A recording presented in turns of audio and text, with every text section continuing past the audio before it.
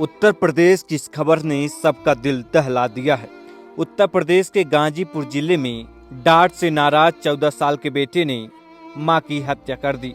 मां बेटी को पढ़ाई और खेलने के लिए डांटा करती थी। इस बात से नाराज होकर बेटा मां के मुंह को सिलबट्टे से तब तक गूंजता रहा जब तक वो मर नहीं गई। 20 से ज्यादा बार बेटे ने मां पर हमला किया, जिससे मां का चेहरा खून से लथपथ हो गया। मां की मौत के बाद बेटे ने अपने मामा को रोते हुए फोन किया और मां की हत्या हो जाने की झूठी कहानी बनाई। उसके बाद सिलबट्टे को घर में ही छुपा दिया। हत्या की बात सुनते ही बच्चे के मामा मौके पर पहुंचे। उन्होंने पुलिस को मामले की जानकारी दी। कोचिंग पढ़ने गई बच्चे की बड़ी बहन भी तब तक घर पहुंच गई। उसने पुलिस को 2 लोगों के खिलाफ शक के आधार पर तहरीर दी। पुलिस ने जब मामले की जांच की तो खुलासे ने सभी को चौंका दिया। 14 साल के बेटे आदित्य ने अपनी मां सरिता सिंह 40 वर्षीय को 20 जनवरी की शाम को मारा था। पुलिस ने घटना के एक दिन बाद यानी 21 जनवरी को मामले का खुलासा कर दिया था। पुलिस ने आरोपी बेटे को हिरासत में लेकर सुधार गृह भेज दिया है। शव का पोस्टमार्टम करा के परिवार को सौंप दिया गया है। आरोपी बेटा 5वीं क्लास का छात्र है। आरोपी बेटे ने पुलिस को बताया, मैं, मेरी बहन और मां साथ में रहते थे। मेरे पापा दिल्ली गोरखा रेजिमेंट में सूबेदार पद पर तैनात हैं। अभी वो उज्जैन महाकाल में जेसीओ की ट्रेनिंग कर रहे थे। घर पर मां मुझे हमेशा पीटती रहती थी।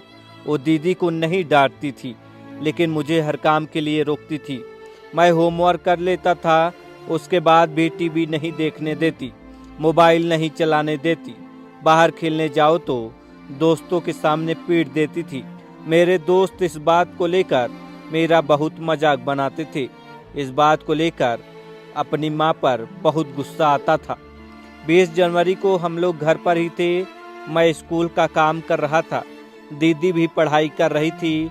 काम खत्म करके मैं बाहर खेलने जाने लगा तो माँ रोकने लगी। मैंने टीवी ऑन कर ली तो मुझे पीटने लगी। बोली, बहन पढ़ रही है और तू टीवी चला रहा है।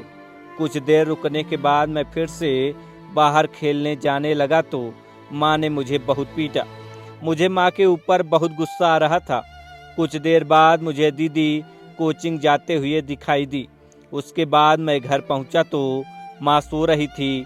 कुछ देर तो मैं बैठा रहा, लेकिन माँ को देखकर उसकी मार याद आ रही थी। जिसके बाद मैंने आंगन में रखा सिलबट्टा उठा लिया और माँ को मारने लगा। मुझे तब ये नहीं पता था कि माँ मर जाएगी। मैं तो बस गुस्सा शांत कर रहा था। माँ का खून से लथपथ चेहरा देखकर मैं बहुत डर गया। मैंने उसको कई आवाज़ें भी दी, लेकिन वो कुछ बोल नहीं रही थी। जिसके बाद मैंने मामा को मामले की जानकारी दी। घटना के बाद पुलिस मामले की जांच कर रही थी। महिला के पति सुरेंद्र सिंह भी घटना के बाद मौके पर पहुंच गए थे। महिला की बेटी की तहरीर के आधार पर पुलिस ने उन दोनों आरोपियों को उठाया, लेकिन उनसे भी कुछ खास जानकारी नहीं मिली। साथ ही घटना के समय उन दोनों के मौके पर मौजूद होने के कोई सबूत भी नहीं मिले। जिसके बाद पुलिस ने घर के पास लगे सीसीटीवी कैमरे को चेक किया। कैमरे में घटना के समय ना ही कोई घर में आता दिखा, ना ही कोई घर में जाता दिखा। बस आदित्य ही घर के अंदर जाता हुआ दिखाई दे रहा था।